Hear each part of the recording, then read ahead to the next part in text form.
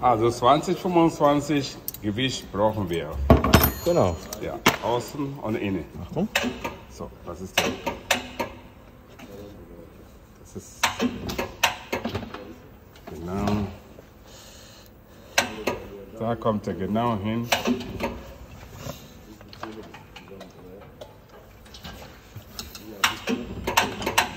Genau, und sehen wir schon die rote Punkte. Jawohl.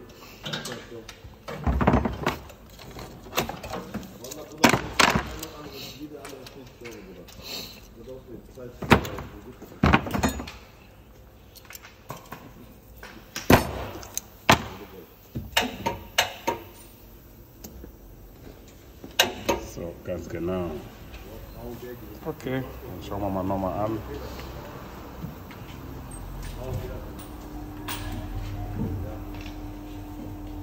Ja.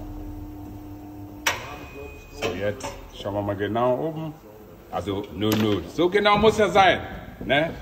Sehr schön, sehr schön, sehr schön, sehr schön.